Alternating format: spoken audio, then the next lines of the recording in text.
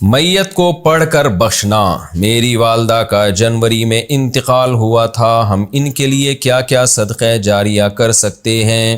نیز کیا ان کو کچھ پڑھ کر بخش سکتے ہیں؟ یہ کہاں تک صحیح ہے اور کیا اس کا ثواب میت کو پہنچتا ہے؟ مسز عمر ریاض سے۔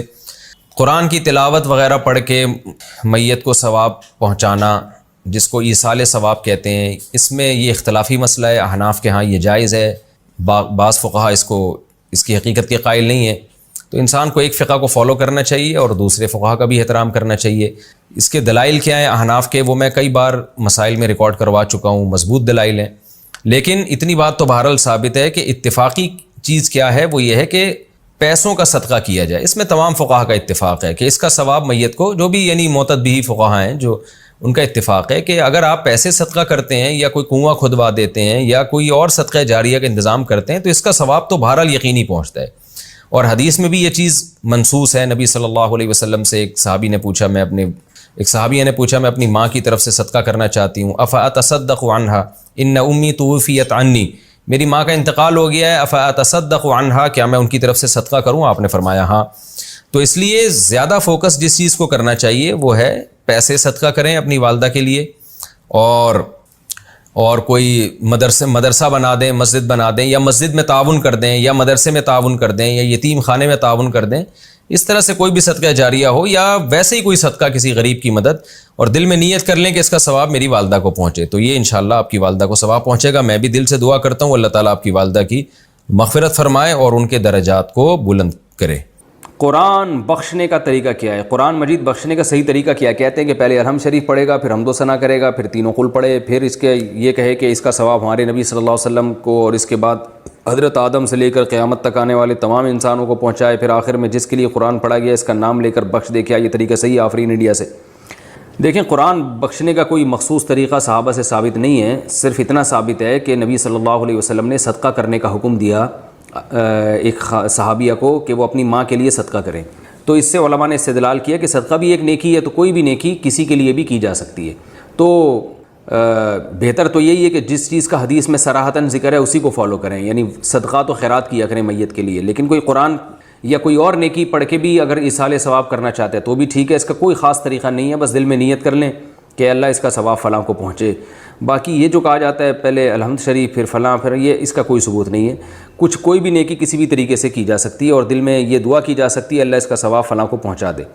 رہا یہ مسئلہ کہ اتنے ساروں کو پہنچا دے، آدم علیہ السلام سے لے کر فلاں لوگوں تک، پھر تمام پیغمبروں تک، صحابہ تک، تو یہ بھی جائز ہے کیونکہ ناجائز ہونے کی کوئی دلیل نہیں ہے۔ لیکن اس میں علماء کی دو رائے ہیں۔ بعض علماء یہ کہتے ہیں کہ ثواب تقسیم ہو کے پہنچتا ہے، تو جتنے لوگوں کو شامل کریں گے ثواب ڈیوائیڈ ہو جائے گا، اور بعض کی رائے یہ نہیں کہ تقسیم نہیں ہوتا بلکہ ہر ایک کو پورا پہنچتا ہے۔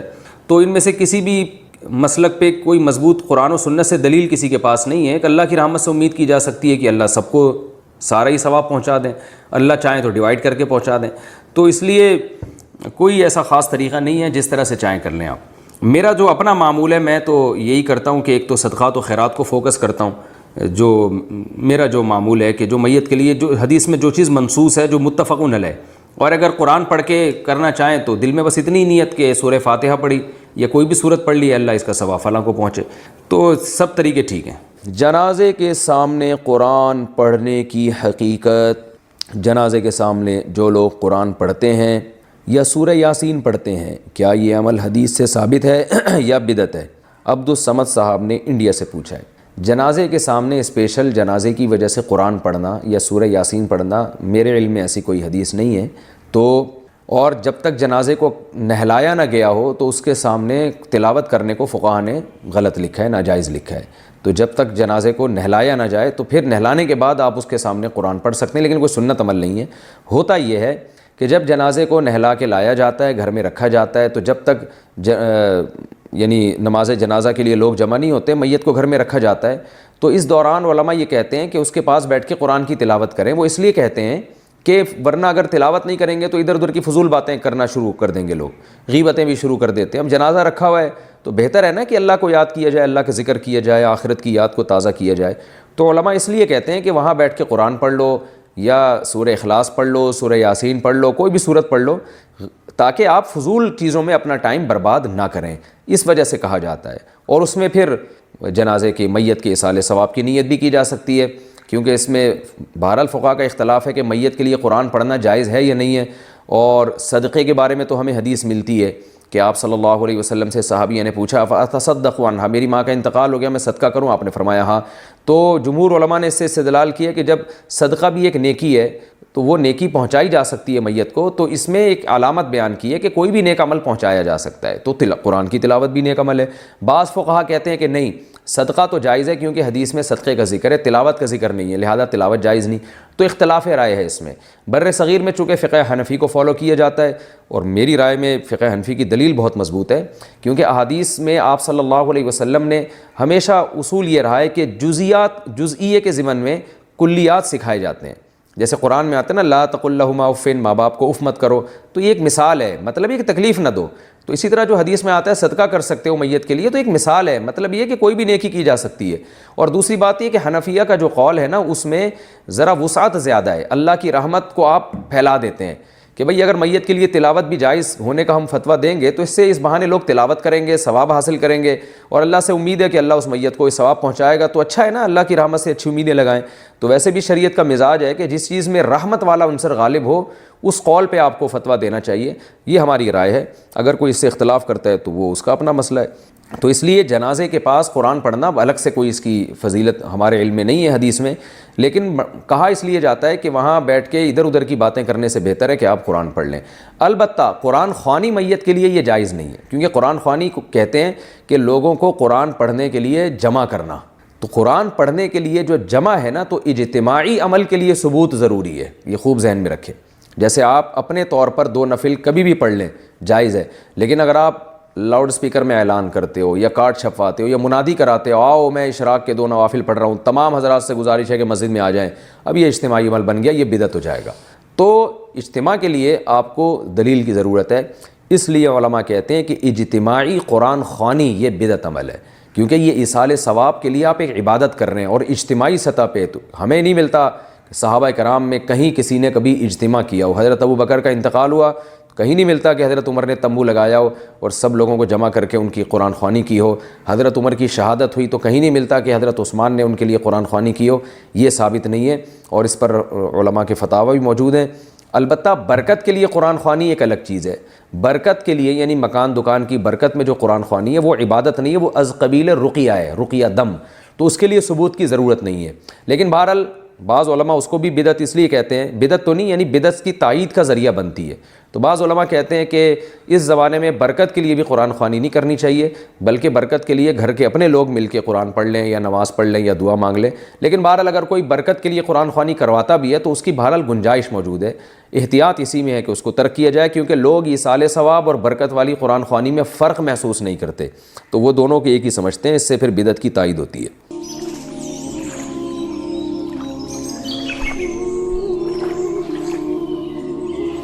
یار ایک بڑی پیاری ویڈیو بیان سے ہٹ کر ہے لیکن بتا دوں، کچھ لڑکے ویڈیو بناتے ہیں منہ پہ لال رومال نہیں ہوتا، لال رومال رکھ کے، بھائی ٹک ٹاک پہ یا فیس بک پہ نہیں، شارٹس جو آ رہے ہوتے ہیں نا یوٹیوب پہ، یہ مجھے یاد نہیں ابھی، وہ ایک ہی بندہ ہے میرا خیال ہے 4-5 بندے بنا ہوا ہوتا ہے ایک ہی ٹائم پہ، بعض ویڈیو بڑی خاندانی بناتا ہے یار، ایسا نقشہ کھینچتا ہے نا سوسائٹی، میں نہیں دیکھتا زیادہ ویڈیوز یہ، لیکن ان کی جہاں آئے گی میں دیکھتا ہوں۔ جیسے کل ویڈیو بنائی، یہ پاکستانی قوم کا حال ہے، لڑکوں کا، لونڈے لپاڑوں کا۔ کل میں نے ایک ریل چلتے ہوئے نا نظر سے گزری، اس میں وہ ایک لال سا وہ انہوں نے ماسک چڑھایا ہوا ہوتا ہے، ہوٹل پہ بیٹھے ہوئے 3 لونڈے، باتیں کیا ہو رہی ہیں یار، ایسا ہے 50 لاکھ سے نا بزنس شروع کرتے ہیں، دوسرا کہتا ہے جب بزنس کرنا ہے نا تو کروڑ سے کرو، پھر مزہ ہے بزنس کا۔ وہ دوسرا اور تیسرا اس کی ہاں یار بزنس ہو تو پھر کروڑ تو ہو کم از کم، 50 میں کیا ہوتا ہے۔ پھر کہا چلو تینوں مل کے پیسے ملاتے ہیں، یار جب تینوں، یا بھی مجھے پورے الفاظ تو یاد نہیں ہے نا، میں تو رٹا تھوڑی لگا کے میں نے یاد کیا، ہو سکتا ہے کچھ ان کی تعبیر میں میری تعبیر میں تھوڑا فرق آ جائے، لیکن جو میسج ہے وہ میسج ان کا جو دینا چاہ رہے ہیں نا وہ میں بتا رہا ہوں۔ انہیں کہا یار اگر تینوں نے ملا کے کرنا ہے 50 میرے 50 تیرے اور 1.5 کروڑ، کیا یار 1.5 نہیں کرنا ہے تو پھر 2 کروڑ سے کرو، یہی باتیں ہوتی ہیں نا۔ ابے مزہ بزنس کا جب ہی آئے گا جب کم سے کم کتنے 2 کروڑ۔ اتنے میں وہ ہوٹل میں بیٹھے، وہ آیا چائے، انہوں نے کہا یار 3 دودھ پتی لے آؤ، وہ کہہ رہا میرے پاس تو پیسے نہیں، کیا ایسا کر ایک لے آئے، دونوں آدھی آدھی پی لیں گے، دونوں کیا کر لیں گے آدھی آدھی۔ وہ چلا گیا، پھر باتیں یار 2 میں آج کل کچھ نہیں ہوتا، کرنا ہے تو کس سے کرو 3 کروڑ سے کرو، ایسی باتیں چل رہی۔ وہ آیا پراٹھا چیز والا پراٹھا اتنے کا, ابے چیز والا نہیں سادہ لیا, وہ بھی تین آدمی ایک پراٹھے میں شریک ہو رہے ہیں. باتیں کیا ہو رہی ہیں, 1.5 کروڑ 2 کروڑ سے نہیں 3 کروڑ سے. آخر میں پیسے مانگنے آیا تو پیسے ہی نہیں نکل رہے جیب سے. وہ کہہ رہے تم کم وقت باتیں تو 3 کروڑ 4 کروڑ 18 کروڑ کی کر رہے. تو یہی ہے, آپ ہوٹلوں پہ جا کے دیکھو ایسی بڑی بڑی باتیں, اور کٹ چائے منگوا رہے ہوں گے. چائے کون سی منگوا رہے ہوں, 2 کٹ لیا. بڑی ان کی ویڈیوز میں اچھی بات ہے بےہودگی نہیں ہوتی. ایک اور میں نے ویڈیو دیکھی, بڑا مزہ آیا, میں نے بڑی شیئر کی. میں نے کہا یار ہمیں اپنی بچپن یاد دلا دیا انہوں نے. ہمیں یاد ہے ہماری والدہ جب پڑوسیوں کے یہاں سے آتی تھی نا, پڑوسن سے بڑی دوستی تھی, ہمارے پڑوس میں رہتی تھی کوئی خاتون, تو ہم اپنی امی کو لینے جاتے تھے تو وہ دروازے پہ بھی کھڑے کھڑے باتیں, ہلتی نہیں ہے نا پرانی عورتیں, باتیں ہی نہیں ختم ہو رہی. بھائی امی اب گھر چلو ہم لینے آئے. تو انہوں نے بالکل وہی نقشہ کھینچا. تو پڑوس سے امی نکل کے آئی ہیں, امی کو لینے آیا, وہ پھر دروازے پہ باتیں, پھر باتیں ہی ختم نہیں ہو رہی ان کی. پھر وہ اچھا چلو چلتے ہیں, اچھا ہاں وہی چلتے ہیں, اچھا وہ بتانا آج کھانے میں کیا پکایا ہے, آج کدو, ہاں کدو ذرا سستے ہو گئے ہیں. وہ مجھے پورے الفاظ یاد نہیں ان کے. اتنی لمبی باتیں, بندہ بیزار آ گیا یار. میں نے کہا یار اس بندے نے صحیح نقشہ کھینچا ہے. پہلے ایسا ہی ہوتا تھا, خواتین کا امی کو لینے جاؤ نا کہ بھی بلایا ہے گھر میں, کھانا پکا دو, یہ کر دو, تو وہ پرانی عورتوں کی باتیں ختم نہیں ہوتی تھیں. کہتے ہیں 2 خواتین کو جیل ہو گئی 20 سال اکٹھی رہی نا وہ. تو جب جس دن رہائی ملی تو کہہ رہی بہن کچھ باتیں رہ گئی ہیں, انشاءاللہ پھر ملے تو کریں گے. جیلر نے کہا یار 20 سال میں تمہاری باتیں ختم نہیں ہوئی ہیں. تو بڑا اچھا بنا, اس میں بے حیائی نہیں ہے, بےہودگی نہیں ہے. مجھے انہوں نے کوئی پیسے نہیں دیے. کہتے ہیں اچھا مفتی صاحب کمرشل ہو گئے ہماری. اچھا اس میں ایک اور بھی بڑا زبردست, تازہ پرانے لوگوں کو تازہ شوق بھی ہوتا ہے. تازہ گوشت اپنے سامنے کٹوا کے لائے ہیں, تازہ. اچھا ان دنوں میں میری بھنڈی لگ رہی تھی, میں بھی تازہ بھنڈی کھا رہا تھا. جس کو میں بھنڈی کھلاتا ہوں بولتا بالکل تازہ ہے, تازہ. تو اس پہ ہمارے بھانجوں نے بھیجی, بولے یہ تازہ کا انہوں نے بیڑا غرق کر دیا ہے. تو تازہ. پھر وہ دادے لوگ یہ باتیں کر رہے ہوتے ہیں نا, ابے تم لوگ تو یہ فروزن مرغی کھاتے ہو, ہم تو تازہ مرغا کاٹ کے کھاتے تھے. تو ایک نے, اب مقابلے ہو رہے ہیں, تو ایک نے کہا ابے سامنے ہم تو انڈا خریدتے تھے, مرغی بٹھاتے تھے, اس چوزے کی اپنے حساب سے تعلیم و تربیت کرتے تھے, پھر تازہ کاٹ کے کھاتے تھے. تو یہ بوڑھوں میں یہ مقابلے ہوتے ہیں. اس کے بعد سے میں نے یہ کہنا چھوڑ دیا تازہ بھنڈی.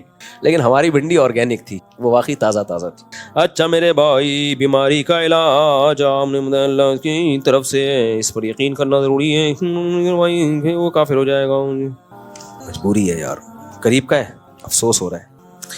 بیماری کا علاج آپ صلی اللہ علیہ وسلم نے بتایا اللہ تعالیٰ کی طرف سے, اور اس پر یقین کرنا ضروری ہے. جو انکار کرے گا وہ کافر ہو جائے گا. جیسے شہد میں شفا ہے. میری خالہ کی بیٹی ہے, والدین میری شادی کرنا چاہتے ہیں, لیکن مجھے بیماری کا شادی سے کیا تعلق ہو گیا, لیکن مجھے 10% بھی دل مائل نہیں ہے, اس کی طرف کیا کروں. والدین کہتے ہیں تمہاری بہن کی شادی ہم نے اپنی پسند سے کی ہے, تو تم کیوں نہیں مانتے. 2 الگ سوال ہیں جن کو ایڈمٹ کر دیا انہوں نے. بھائی بیماری اور علاج دونوں اللہ کی طرف سے, لیکن اسباب اللہ نے ہی پیدا کیے ہیں نا, تو اللہ ہی ہمیں حکم دیتا ہے کہ اسباب اختیار کرو. نظر کس پہ رکھو, اللہ پہ رکھو. باقی آپ کی کزن سے بالکل بھی دل مائل نہیں ہے تو منع کر دو. پھر آپ بہتر ہے کہ مان لو جہاں ماں باپ کہہ رہے ہیں وہاں زیادہ فائدہ ہوتا ہے, لیکن بعض دفعہ بالکل دل مائل نہیں ہوتا, زندگی کی رونق چھن جاتی ہے, عذاب میں آ جاتے ہیں لوگ. ایسی صورت میں ایک دفعہ اڑ جانا وہ زیادہ بہتر ہوتا ہے بنسبت ساری زندگی روتے رہنے کے. تو بالکل ہی دل مائل نہیں ہے, لیکن تھوڑا بہت بھی دل مائل ہے تو کر لو. جب شادی ہوتی ہے محبت پیدا ہو جاتی ہے, ماں باپ کا دل نہ دکھاؤ تو زیادہ اچھا ہے. مولانا طارق جمیل صاحب کو بیان کرنے سے روک دیا گیا اور پھر وہ پنڈال میں نہ پہنچ سکے, اس لیے رکاوٹیں بھی کھڑی کی گئی ہیں. ایسا کیوں کر رہے ہیں کابر تبلیغ. معین اختر سے کسی نے پوچھا کہ آپ کے ماموں کیا کرتے ہیں, اس نے کہا ماموں کی باتیں ماموں سے پوچھو. میں نے اپنے گھر آنے سے روک دیا ہوتا, حضرت کو آپ پوچھتے اتنے بڑے بزرگ کو آپ نے کیوں نکالا. تو تبلیغ کے اپنے اصول اور آداب ہیں. بہتر پتہ ہے کیا ہے کہ لفڑے میں پڑو ہی نہیں. ہم سے قیامت کے دن اس بارے میں سوال نہیں ہوگا. ہمارے لیے دونوں قابل احترام ہے بس. باقی جہاں اجتماعی نظم ہوتا ہے وہاں بہت ساری چیزوں کو لے کے چلنا پڑتا ہے. تبلیغ والوں کا ایک نظم ہے, ایک سسٹم ہے, ان لوگوں کا ایک پورا ایک نظام ہے, وہ تھوڑی اس نظام کو آگے پیچھے ہونے دیتے ہیں. جو اصولی طور پر ایک بات ہے جو بالکل بدیہی طور پہ غلط معلوم ہوتی ہے, دیکھو جہاں بھی انسان ہوتے ہیں آپس میں اختلاف ہوتے ہیں, لیکن میڈیا کی زینت نہیں بننا چاہیے. وہ میڈیا کی زینت نہیں بننا چاہیے. جو بھی روٹی کھائے گا گوشت کھائے گا, کچھ نہ کچھ اللہ نے صحابہ میں اختلاف کیوں کروایا, حالانکہ وہ تو رحماء بینہم ہے نا, تاکہ امت کے پاس یہ بھی ایک رہے بھائی یہ بھی ہو سکتا ہے. تو اہل سنت والجماعت نے کیا کیا جب صحابہ میں اختلاف ہوا, بھائی دونوں ٹھیک ہیں, جو غلط فہمیاں تھیں ہو گیا اختلاف, تبھی ہم حضرت علی کو بھی جنتی اور سیدنا معاویہ کو بھی, سیدنا علی کو بھی جنتی, سیدنا معاویہ کو بھی جنتی. تو اس لیے لفڑے میں نہ پڑیں, زیادہ بہتر ہے. مفتی صاحب نام شیریں زادہ میرے والد صاحب کی زمین غلام آپ اس حق میں بہتری کی دعا کر دیں, اللہ تعالیٰ انہیں صحت عطا فرمائے. دل سے دعا ہے بھائی, اللہ ان کو صحت عطا فرمائے. اگر رشتہ داروں میں کوئی غریب ہو تو اس کی مدد کے لیے زکوٰۃ دے سکتے ہیں. زکوٰۃ بتا کے دینی چاہیے, غریب ہو تو دے سکتے ہیں, ڈبل ثواب ملے گا. بتا کے نہ دیں, اس کو ہدیے کے نام پہ دیں. دل میں زکوٰۃ کی نیت کریں, زبان سے کہیں گفٹ ہے. اپنے حق کے لیے لڑنا چاہیے یا نہیں, شریعت کیا حکم دیتی ہے؟ دونوں طرح کی حدیثیں ہیں. کچھ حدیثوں سے ہمیں یہ پتہ چلتا ہے کہ اپنے حق کے لیے لڑنا چاہیے. جیسے حدیث میں آتا ہے من قتل دون مالہ فہو شہید. صحابی نے پوچھا یا رسول اللہ میرا مال چھیننے کوئی آئے تو میں کیا کروں؟ آپ نے فرمایا لڑو. فرمایا وہ بھی لڑ رہا ہے, فرمایا تم بھی لڑو. فرمایا وہ قتل کی کوشش کرتا ہے, فرمایا تم قتل کر دو اس کو, جان بچانے کے لیے قتل کر رہے ہیں نا. تو آپ نے فرمایا تم قتل کر دو گے وہ جہنم میں جائے گا, اس نے پہل کر کے تمہیں مار دیا, تم شہید ہو جنت میں جاؤ گے. یہاں کیا ترغیب ہے؟ بولو, حق کے لیے لڑنے کی. دوسری طرف حدیث میں آتا ہے جو حق پر ہونے کے باوجود اپنا حق چھوڑ دے, جھگڑا نہ کرے, اپنے حق سے دستبردار ہو جائے, میں اس کے لیے جنت میں ضمانت لیتا ہوں, جنت کے بیچ میں گھر کی ضمانت لیتا ہوں. اب بھائی ایک حدیث میں آ رہا ہے اپنا حق ہر قیمت پہ لو, دوسری میں آ رہا ہے چھوڑ دو. تو دونوں کا مطلب الگ الگ ہے. جہاں حق نہ لینے میں فساد کا خطرہ ہو, اگر لوگ ڈاکوؤں کو, چوروں کو پیسے دیتے رہیں, سزائیں نہ دیں, تو چور اور چوری اور ڈکیتی بڑھے گی. تبھی ہم کہتے ہیں ڈاکو جب کوئی اسنیچنگ, موبائل اسنیچنگ کر رہے ہو تو پکڑ کے معاف نہ کرو اس کو. معاف کر دیا وہ کل دوسرے بندے کو مارے گا. بہنیں اگر اپنا حق چھوڑنا شروع کر دیں, بھائیوں سے وراثت نہ لیں, تو یہ ظلم اور زیادہ بڑھے گا. تو ہم بہنوں کو کہتے ہیں لو وراثت, تاکہ وراثت بہنوں کو دینے کا رواج سوسائٹی میں بڑھے. اور بعض دفعہ ایسا ہوتا ہے کہ اپنا حق لینے سے فساد کا خطرہ ہوتا ہے. سوسائٹی میں فساد کم نہیں ہوتا بلکہ بڑھتا ہے, تو وہاں چھوڑ دو حق. جیسے کوئی اجتماعی نظم میں خلل آ رہا ہے, اجتماعی نظم میں خلل آ رہا ہے آپ کی وجہ سے, اگرچہ آپ پہ ظلم ہوا ہے, حق چھوڑ دو بھائی, کیونکہ اگر اس ظلم کے مقابلے میں آپ کھڑے ہوئے تو وہ اور زیادہ بڑھے گا. جیسے نبی صلی اللہ علیہ وسلم نے فرمایا ظالم حاکم, اجتماعی نظم ہے نا, حکومت کا ایک نظم ہے, صحیح حدیث ہے یہ, صحیح مسلم کی حدیث کا مفہوم اپنے الفاظ میں بیان کر رہا ہوں میں, کہ ایک ظالم حاکم ہے, حکومت ہے, اسٹیٹ ہے, اب اس کی اطاعت کرنی ہے. بعض دفعہ کیا ہوتا ہے وہ آپ پہ ظلم کر رہا ہوتا ہے, اب آپ نے فوج لے کے اس کے اوپر چڑھائی کر دی, قتل و غارت کا ایسا بازار گرم ہوگا کہ ملک دو ٹکڑوں میں, اور حکومت بھی ویسی کی تیسی ہو جائے گی جو ہوتی رہی ہے ماضی میں. بھائی اجتماعی نظم ہے, فساد ہوگا سوسائٹی میں, اس سے بہتر ہے, نبی نے صحیح حدیث ہے, اپنے الفاظ نہیں ہے, لہذا جو بھی اعتراض کرنا ہے پھر سوچ سمجھ کے کرنا. تو صحابی نے پوچھا یا رسول اللہ ظالم حکمران ہم پہ مسلط ہوں تو ہم کیا کریں؟ آپ نے فرمایا اطاعت کرو, یعنی جائز چیزوں میں, ناجائز میں نہیں, اطاعت کرو. یا رسول اللہ اگر وہ ہم پہ ظلم کرے, فرمایا وَإِن ضَرَبُوا ظَهْرَكَ, تمہاری پشت پہ کوڑے بھی مارے تو تم نے صبر کے علاوہ کچھ بھی نہیں. حق بات کہنی ضرور ہے. تو یا رسول اللہ وہ فاسق فاجر ہو, فرمایا اس کو اللہ پہ چھوڑ دو, اس سے اللہ انتقام لے گا. اس سے کون انتقام لے گا؟ اللہ.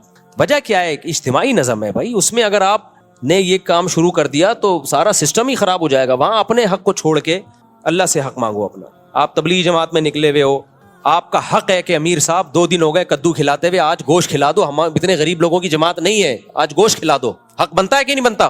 آج ہمیں نہاری کھلا دو. امیر کا آرڈر ہے نہیں, کدو ہی کھانا ہے آپ نے. ظلم ہے بھائی, ہے جب پیسے بھی گوشت کے ہیں تو کدو کیوں کھلا رہے ہو؟ لیکن وہاں پھڈا کرو گے آپ کے, نہیں جی مجھے گوشت چاہیے, مجھے انڈے چاہیے, سارا نظم خراب ہوگا, جھگڑا ہوگا, گشت وشت گیا, غیبتیں شروع ہو جائیں گی, یار یہ کیسا امیر ہے. تو وہاں کیا کرنا ہے؟ اللہ کے لیے کیا کھا لو بھائی؟ کدو کھا لو آج, اور کل بھی امید رکھو کیا ملیں گے؟ کدو ملیں. یہاں اجتماعی نظم ہے. بعض دفعہ باپ ظلم کر رہا ہوتا ہے, کیا آپ باپ کے سے لڑے یار آدمی, کیا انتقام ہے؟ اللہ کی خاطر اس کے احسانات زیادہ ہیں بھائی. ہمیں یاد ہے ہمارے استاذ جہاز میں سفر کر رہے تھے, انہوں نے واقعہ سنایا. اب جہاز میں سیٹ پہ جھگڑا ہو گیا, یہ میری سیٹ ہے, وہ کہہ رہے ہیں میری سیٹ ہے. اتنا جھگڑا ہو گیا, وہ تو نمبر لکھے ہوئے تھے, مجھے نہیں پتا وہ وجہ کیا بنی اس کی. تو ایک وہ دونوں عربی تھے, لڑ رہے تھے. تو ہمارے استاذ گئے, انہوں نے جا کے عربی میں وہ حدیث پڑھی. نبی صلی اللہ علیہ وسلم نے فرمایا کہ جو حق پر ہونے کے باوجود اپنے حق سے دستبردار ہو جائے, میں اس کے لیے جنت میں گھر کی ضمانت لیتا ہوں. عربی تھا, اس نے حدیث سنی, اس نے بولا میں نہیں لے رہا یہ سیٹ. وہ غالباً دوسرے بھی کہا میں بھی نہیں لے رہا. وہ بھائی جنت کا سن کے کون کیا یار تم بیٹھ جاؤ یار. تو وجہ اس کی یہ کہ بھائی تم لڑتے رہو گے, جہاز نہیں اڑے گا, پھڈا ہوگا, اور یہ پھڈا بڑھ گیا, ہاتھا پائی شروع, سارے تمہاری وجہ سے مصیبت میں گئے ہوئے ہیں. تو اس لیے کہیں حق ہر قیمت پہ لینا چاہیے, اور کہیں کہیں اپنے حق کو بولو چھوڑ دینا چاہیے. جہاں چھوڑنے میں اصلاح ہو تو چھوڑ دو, جہاں حق لینے میں سوسائٹی کی اصلاح ہے تو حق لے کے چھوڑو, پھر حق سے دستبردار مت ہو. بعض دفعہ حق اس لیے بھی چھوڑنا پڑتا ہے, آپ میں حق وصول کرنے کی طاقت ہی نہیں ہوتی. آپ کو پتہ ہے سامنے والا اتنا پاورفل ہے, 2 چپیٹ لگا دے گا اور گھوم جاؤ گے لٹو کی طرح. تو اس میں فنٹر بننے کی کوشش کرو گے تو گئے. اچھا بھائی جلدی علی بھائی بہت زیادہ ٹائم ہو گیا. اپنے کیا قضا نماز فرض سے پہلے پڑھ سکتے ہیں؟ جی پڑھ سکتے ہیں. مفتی صاحب اپنے ابھی بیان میں کہا کہ بہت لوگ آخرت والے دن. اچھا ایک سوال مجھ سے حج سے پہلے جب سفر میں اتوار کے بیان میں پوچھا گیا تھا کہ آپ یونیورسٹی میں لڑکیوں میں بیان کرتے ہیں لڑکوں میں بیان کرتے ہیں, یہ اس طرح بیٹھی ہوتی ہے. اس کا تو میں نے پورا جواب دے دیا تھا, لیکن ایک چیز کا میں نے جواب نہیں دیا, وہ بھی سوال تھا مجھے بعد میں لڑکوں نے بتایا جو اصل اعتراض تھا اس کا جواب نہیں دیا, کہ آپ کے چینل پر وہ اسی طرح بے پردہ لڑکیوں کی ویڈیو چلی جاتی ہیں. یہ بھی سوال کا حصہ تھا. تو وہ پھر میں نے جا کے تحقیق کی, واقعی ایسے ہے. تو وہ میں نے جو ایڈیٹر ہے ان کی کھچائی کی ہے. جو بیان کرنا تو ایک مجبوری ہے, لیکن ان کی کھلی ڈلی تصویریں پھر چینل پہ کس بیس پہ ڈال رہے ہو بھائی, اس کو بلر کرو. تو وہ میرا قصور نہیں ہے, نہ مجھے پتا تھا, تو وہ جو ایڈیٹر ہے اس کا قصور ہے, اس کی میں نے کھچائی کر لی ہے. تو وہ میرے جان بوجھ کر نہیں ہوا. وہ اشکال جس کا بھی تھا وہ ویلڈ تھا اشکال, وہ واقعی اشکال تھا, اور اس کا شکریہ کہ اس نے ہماری اس طرف توجہ دلائی. اور میرے بھائی چشمہ بھی بالکل بڈھوں والا رکھا ہوا ہے اپنے. آخرت والے دن مفتی صاحب آپ نے ابھی بیان میں کہا کہ بہت لوگ آخرت والے دن محنت کر کے آئیں گے اور ناکام ہوں گے, تو اس کا مطلب کیا محنت نہیں کرنی چاہیے, اور کامیاب ہونے جنت میں جانے کے لیے کیا محنت نہیں کرنی چاہیے؟ میں نے یہ تھوڑی کہا ہے محنت نہیں کرنی چاہیے. قرآن کہہ رہا ہے بہت سے لوگ جنت کی محنت کر رہے ہیں لیکن ان کی کوششیں ضائع ہو رہی ہیں, کیونکہ وہ محنت اللہ رسول کی بتائی بھی نہیں ہے, بدعتوں میں لگے ہوئے ہیں.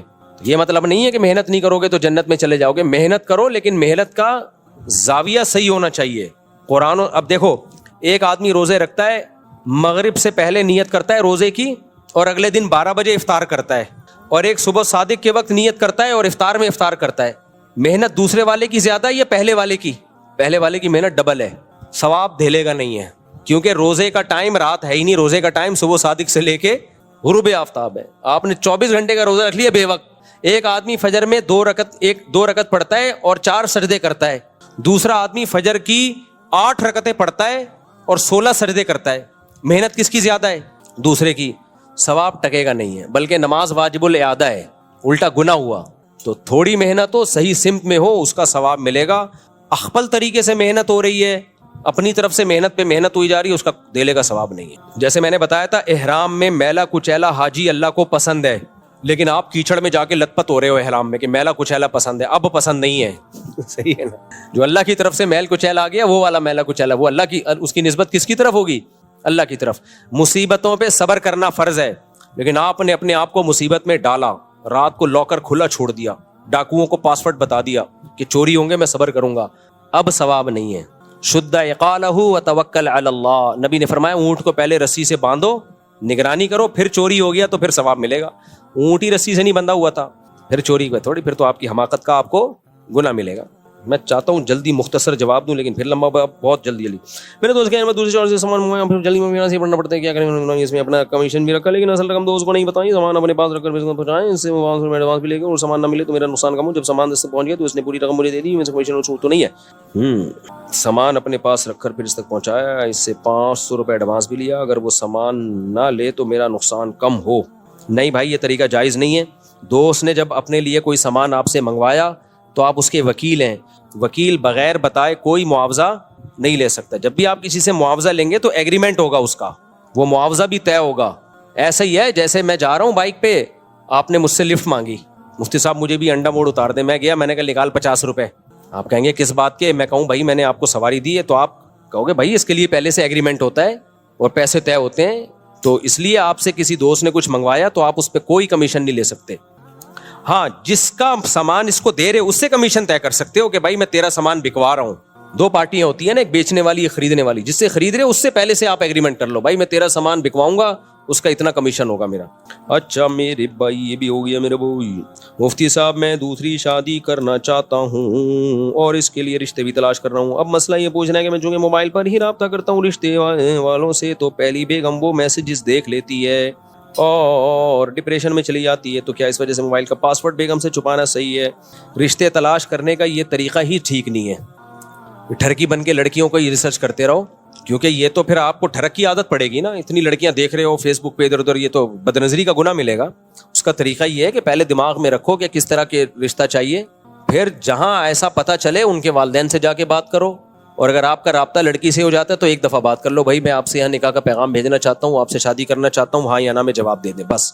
آج کل کیا ہو رہا ہے, لمبی لمبی پھر عورتیں تو ڈپریشن میں جائیں گی نا, شادی کے چکر میں 1.5 درجن لڑکیوں سے انہوں نے دوستیاں لگائی بھی ہیں, تو پھر گرل فرینڈ میں اور یہ شادی والے سسٹم میں فرق کیا رہ گیا؟ یہ ٹھیک نہیں ہے. باقی پاسورڈ تو وہ تو ویسے ہی ہے, اپنا پاسورڈ کسی کو نہیں بتانا چاہیے. کسی دن پکڑے گئے نا بہت برے پھنسو گے.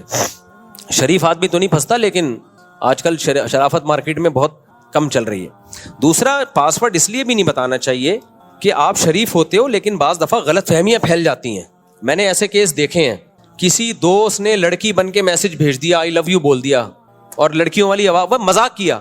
بیگم ایسی بدگمان ہوئی ہے, وہ قسمیں اٹھا اٹھا کے کہہ رہا ہے, لیکن دل خراب ہو گئے. تبھی اللہ اس کے رسول نے منع کیا کہ کسی کی پرائیویسی میں دخل اندازی مت دو, تاکہ بدگمان نہ ہو ایک دوسرے سے. ہم یہ منع ہے, غلط ہے. یہ جو خواتین اپنے شیخ اور مرشد کو اصلاحی خط لکھتی ہیں, علماء نے لکھا ہے وہ خط پڑھنا جائز نہیں ہے, اس لیے کہ اس میں عورت اپنے گناہ لکھ کے دے رہی ہوتی ہے اپنے کسی بھی جو مینٹور ہوتا ہے, کہ تاکہ مجھ سے یہ گناہ چھوٹیں. شوہر پڑھ لے گا وہ بدگمان ہو جائے گا, تو بلا حالانکہ وہ اصلاح کی نیت سے لکھ رہی ہے, وہ ٹھیک ہونے کے لیے کر رہی ہے.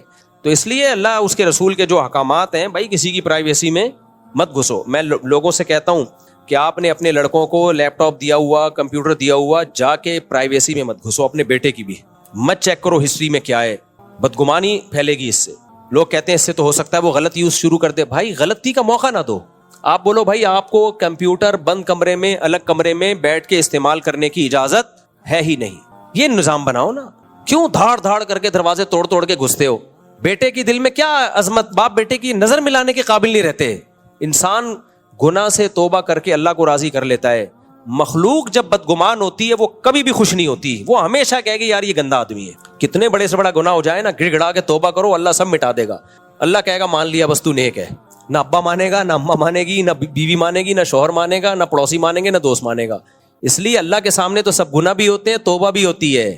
لوگوں کے سامنے آپ کے گناہ آئیں گے میرے بھائی, آپ کی توبہ نہیں آئے گی. تو اس لیے اسلام نے حکم دیا ایک دوسرے کی پرائیویسی میں گھسنے کی کوشش مت کرو, اور اگر کسی کا گناہ پتہ چل گیا تو اس کو چھپاؤ, پردہ ڈالو, اس کو توبہ کا موقع دو, سنبھلنے کا موقع دو. تو نوجوانوں کی نگرانی بھی کرنی ہے. تو نگرانی کا طریقہ یہ بھائی, بند کمرے میں کمارے چھڑے چھاٹ کو آپ سسٹم کمپیوٹر استعمال کرنے ہی مت دو, موبائل استعمال کرنے مت دو. بچیوں کو اینڈرائڈ والا موبائل لونڈے لپاڑوں کو لے کے ہی مت دو. بولو جب شادی ہو جائے گی ابھی نارمل موبائل رکھو, خاص طور پہ جو ٹین ایجر لڑکے ہوتے ہیں. اور اگر دے دیا تو اس کو بولو بھائی اوپن ہوگا جو کچھ بھی ہوگا. بند کمرے میں گھسا ہوا ہے, واش روم میں گھنٹہ لگا دیا, آئی نہیں رہا. اتنا قبض کسی کو نہیں ہوتا 1 گھنٹہ, اور وہ بڑھاپے میں ہوتے ہیں یہ قبض. اتنے جوانی میں تو اتنا تھوڑی لمبا قبض ہوتا ہے, 2 گھنٹے ہو گئے, یا تو بے ہوش ہو گیا ہے یا اللہ خیر کرے. اب آپ نے کیا کیا, واش روم میں کیمرہ لگا دیا. یہ غلط ہے بھائی, یہ غلط ہے. تو طریقہ یہ ہے, بیٹے کو بولو بیٹا 1 گھنٹے سے تو واش روم میں بیٹھا ہوا ہے, باہر آ جا, بس نگرانی کرو, اس سے زیادہ آگے مت گھسو. ہمارے ایک دوست تھے, وہ اللہ ان کو شفا دے, اب تو بیچارے بیمار ہو گئے. وہ کہتے ہیں میرا بیٹا واش روم میں جا کے نہا رہا ہوتا ہے, 1 گھنٹہ لگا, اگر تھوڑی دیر ہو جائے نا میں دروازہ نوک کرتا ہوں, جلدی باہر آؤ. اس سے زیادہ نہیں, اس سے زیادہ آپ کو آگے جانے کی اجازت بولو اولاد کے معاملے میں بھی نہیں کہ خفیہ کیمرے لگا رہے ہیں, چیک کر رہے ہیں کیا ہو رہا ہے. یہ غلط ہے. خفیہ کیمرے اوپن ایریا میں لگاؤ, گلی محلے میں, گھروں کے اندر مت لگاؤ خفیہ کیمرے, یہ بہت غلط حرکت ہے.